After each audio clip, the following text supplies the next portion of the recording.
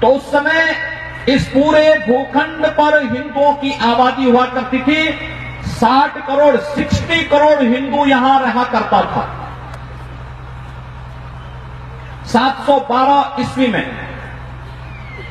और 1947 में जब भारत आजाद हुआ था, उस समय भारत और नेपाल, पाकिस्तान और जो वर्तमान का बांग्लादेश है, इस सब की आबादी मिलकर के हिंदुओं की कुल आबादी बची रही मात्र 33 करोड़।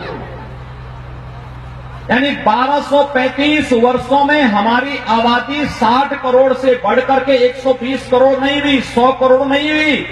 हमारी आबादी 1235 वर्षों में घटी, हम 60 से 30 पे आ गए।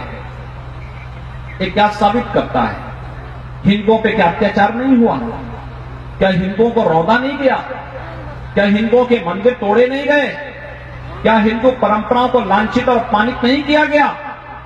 और उस सब के बावजूद कभी भी हिंदुओं ने किसी का हित नहीं किया। दुनिया के अंदर आप जाइए, आज आप देखते होंगे अरब जगत में, वहां पर इराक के अंदर आईएस नाम का एक अलकायदा का आतंकवादी वहां पर आकर के वहां पर किस तरीके से गैर मुस्लिमों को काट रहा है।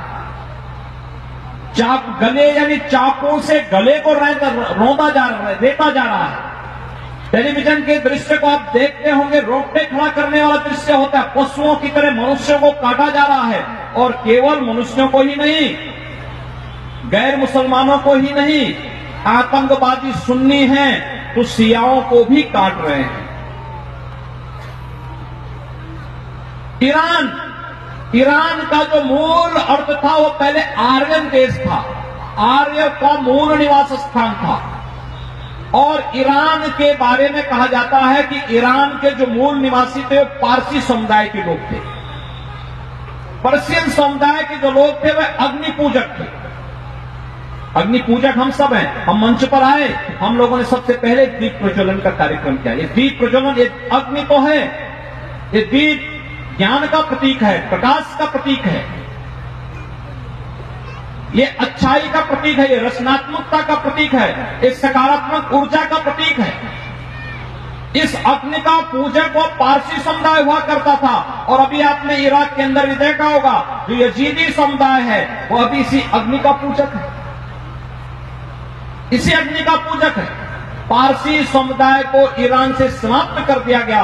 पारसी समुदाय अगर कहीं बचा हुआ तो केवल हिंदुस्तान में बचा हुआ है, बाकी नहीं बचा है, समाप्त हो गया, सब वहां पर इस्लामीकरण हो गया। अफगानिस्तान, आपने महाभारत को आपने देखा होगा, महाभारत का दृश्य, महाभारत ग्रंथ आपने पढ़ा होगा, सुना होगा, या उससे पहले रामायण काल में आप जाइए, महाराजा दशरथ की रानी कैकेयी वह तो उसी अफगानिस्तान से थी जो आज अफगानिस्तान अलकायदा की चपेट में है। आप महाभारत में आएंगे, धृतराष्ट्र की पत्नी गांधारी वर्तमान कंधार की है, जो आज का कंधार है अफगानिस्तान का, उस कंधार की थी। इसका मतलब वहां हिंदू राजा हुआ करता था। लेकिन आज हिंदू राजा वहां नहीं, आज पूरी तरह इस्लामीकरण वहां का हो गया। हम गलती न करें, अतीत में जो गलती ईरान के साथ हुई, जो गलती अफगानिस्तान के साथ हुई, जो गलती पाकिस्तान और बांग्लादेश के साथ हुई, उस प्रकार की गलती करने की भूल हिंदू समुदाय, पूरी दुनिया के अंदर रहने वाला हिंदू समुदाय कतई न करे। इसलिए सबसे पहले अपनी परंपरा पर गर्व की अनुभूति करना हम सीखें कि हम अपनी ऋषि परंपरा का उत्तराधिकारी हैं। और इसलिए भारत की परंपरा पर, नेपाल की परंपरा पर, सनातन वैदिक हिंदू धर्म की परंपरा पर, अपने ऋषियों की उस महान परंपरा पर हम सबको गर्व की अनुभूति होनी चाहिए।